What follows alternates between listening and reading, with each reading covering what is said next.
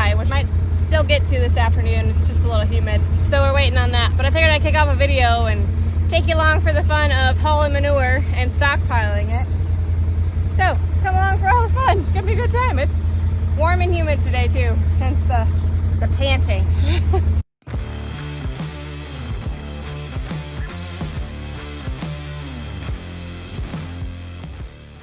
It is very smoky and hazy from Canada today. So all you Canadians, thank you for that. It's really nice out. I'm gonna go open the alley. I'll go open that gate if you wanna try to push them that way. We're gonna kick the steers, a good chunk of them, into the alley so we have less to fight with, because as they are getting bigger, which we'll talk about here in a bit,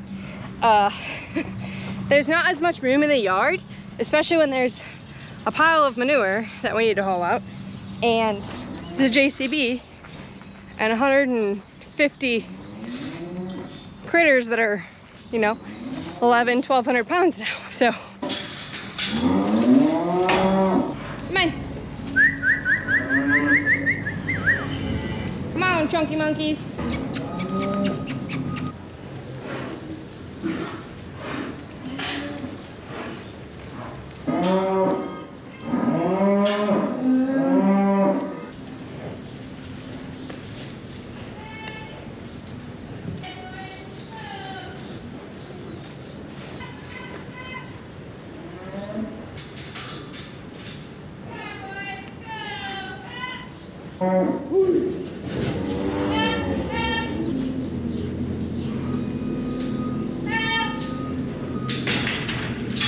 There's like 20 left in here. Maybe 25. It's less to fight off, at least, between Dad and the gate. And I think most of the jerk faces that are really naughty are out in the alley, so.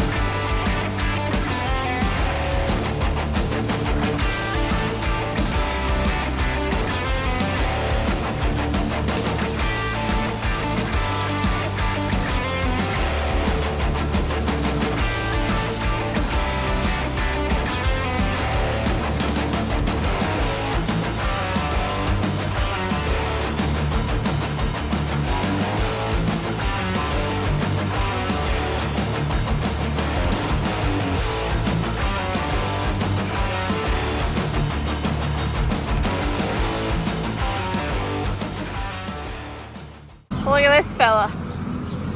He is pretty much ready to go. If anyone wants some steaks. And I just upped him to the final finishing ration, which we'll talk about here after a little while. But obviously he needs some more. He needs some more yet. 41's actually getting pretty close over here. Needs some more yet, but we're starting to get close. That's why they're on the final feeder, or the final finisher ration. Dad cracked one of my mirrors.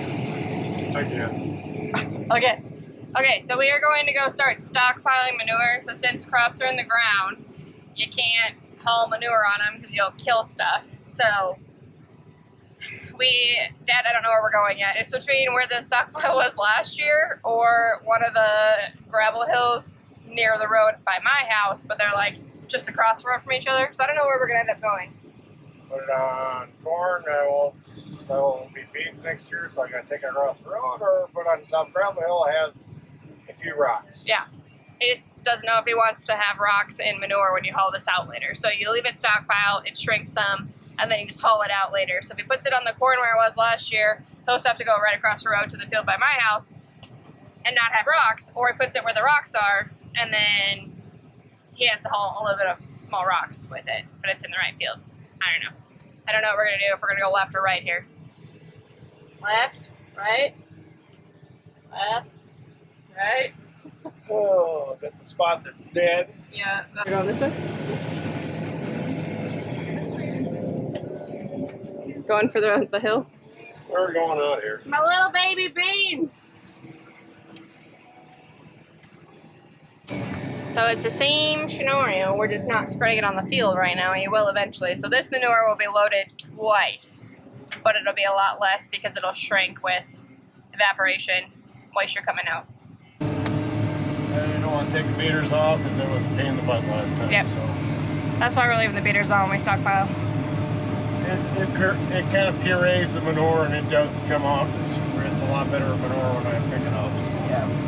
That's the deal, is if we are dry, we're on a gravel hill that usually doesn't do anything. Last year the corn was like to my waist. So now I'm gonna have a nice manure pile at my house. I could put it over there behind the grove. What does everyone think?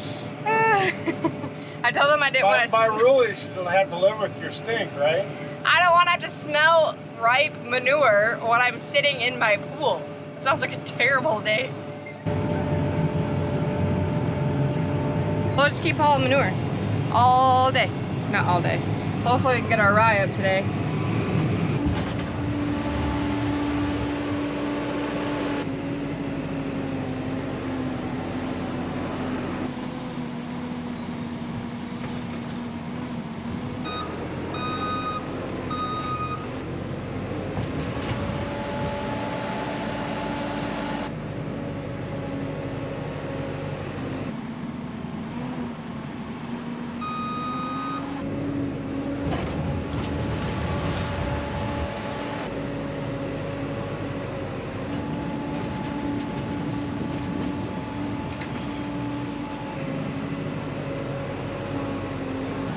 One more load, folks.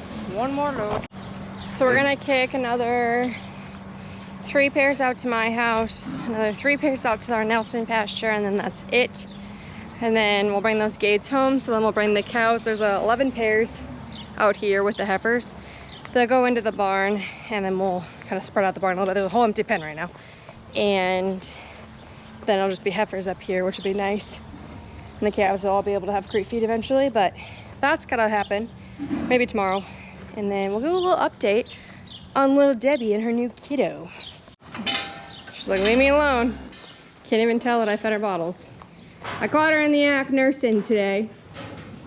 Little Debbie's in. We just gotta make sure for a couple more days that she's got an understanding that this is mom, follow mom, especially when they go out to grass here. I know, what do you want? You know, we had the hide on, so that was her original baby scent. And then now we took it off the whole time. The last 2 days I had it on. The scents have kind of been combining, and now she's adapting to the new one that she's got. Obviously the scent of the new kiddo, but sucks that we lost her calf, but not having another half bottle calf, at least, and giving her a kid, I don't have to sell her as a, 2-year-old. I'd like to have her around for a couple years, hopefully, even though Nathan thinks she's ugly. She is kind of a weird color, but I really like her. She's got some good EPDs as well, and she should feed out really nice babies. But and then we can get rid of $7.95 because C-section mom, she doesn't have enough milk yet. She's old, and she's playing in the water fountain and making a mess in the barn, and then that makes the one pen kind of wet. And I'm like, really? Every other pen is dry in the bedding, but because you play in the water fountain, it's now wet. So she's just irking me, making me mad. So send her. We have another handful of cold cows to go. So we'll send her. We have one that she hadn't calved yet, and I was gonna sleep her, and then she was in standing heat the other day, hardcore. So I was like, you're not pregnant. You must have slipped at some point this last fall, and then we never saw heat or anything, so she'll go. I told you the bottle caps have their own pen. We're letting this dry. When they all rode in here, they made it quite wet, so there's just a little bit of bedding for them. But this is drying a lot, just with nobody in it, and then we can bed it and restart, so. Are we gonna do it? I'm going to leave pulleys and drills off. Okay. If not, we'll drain them. Do like your perimeter, pretty much. Okay. You will see the majority of the rye action in my actual rye video, because I wanted to put it all in one, just because everyone's kind of curious. Not everyone, but there's a handful of people that were curious about how the whole rye thing was going to go, since it's kind of a newer thing that a lot of people are getting into or getting curious about. So I'll show you a little bit here and there, but if you want to see more of the in-depth of the rye process, it'll be in the full video. But we'll see some action today, because obviously that's part of my day in the life. But just if you know, the rye video will be coming after this one shortly. I just wanted to provide context of like why I'm not going in depth on that, because that'll be in a whole nother video in itself.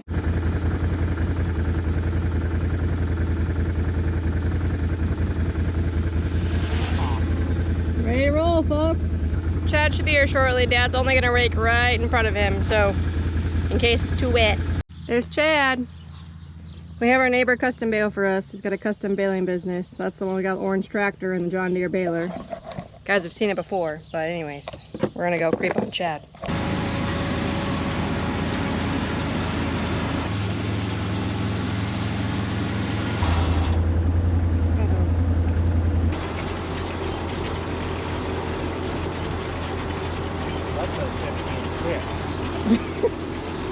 So our probe says 18 down here to 20. The baler is saying 22 to 34 in spots. So we're gonna finish our windrow and see, and maybe it's just that end. I don't know, we'll find out. On the hill we were like 18, and then we came down the hill and he said it hit like 38.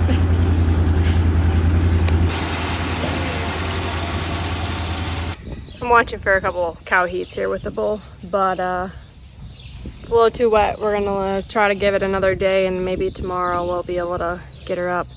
80% of it's nice and dry. You get 20% of it that's laying more on the ground, and that's what's throwing us off and making them just a touch too wet. So hopefully maybe we can get down to, it's probably an average of like 26 right now. If we can try to get down to 20 tomorrow, hopefully. There's a little bit of a breeze coming up, supposed to be windy tomorrow. I'm hoping it'll get dry enough, because it's supposed to rain tomorrow night, and it would be really ideal to get it done, but we'll see.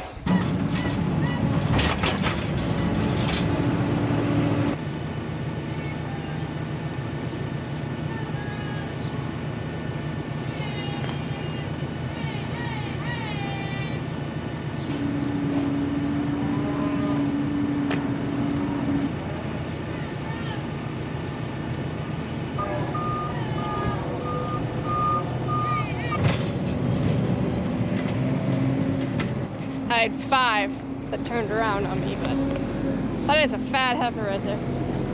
123.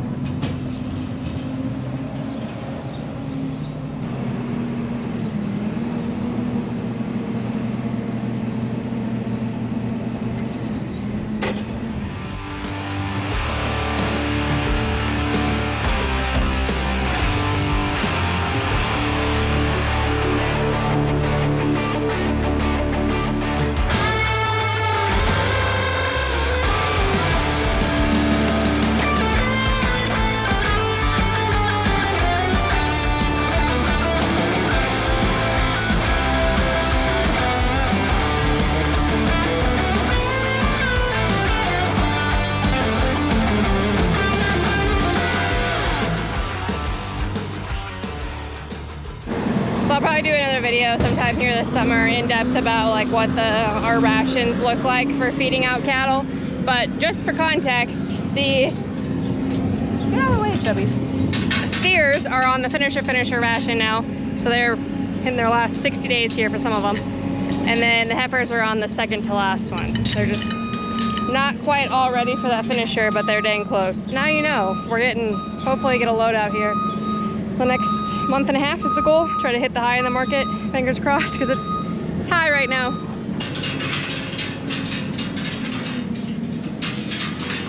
See some chubby ladies.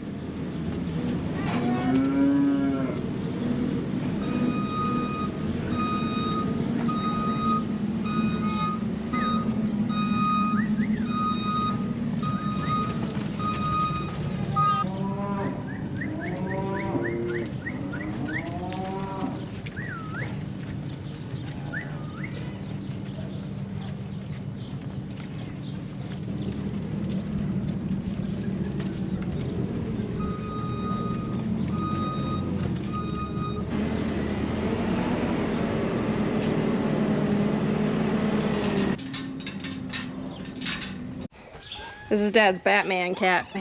It's Batman. See? You can't unsee it now. It's Batman. It's not like I can't move the stuff. Dad's like, I should have been a jerk and blocked her in so she couldn't get out of here with me and the green weenie. Get in this. This is Nathan's shoeing rig, the green weenie. Keeping miles off his new pickup, but he is in Montana right now. Out seeing if he can get a bear and visiting one of his friends out there. If you ever need to, or you ever want to go out hunting out there, we got a really good friend, Jeremy with Beartooth Outfitters out in Cook City, Montana. Just so you know, if you ever want to go out there on a hunt for a bear or an elk or a moose, or you want to fish out there, horse rides, he's your dude. But Nathan's out there helping him get all his stuff set up for the season and seeing if maybe he's gonna go shoot a bear. So that's what's up over there. So that's why I got the green weenie. Otherwise I'm stuck with my vehicle, which I try to somewhat keep nice, even though it's not really clean inside.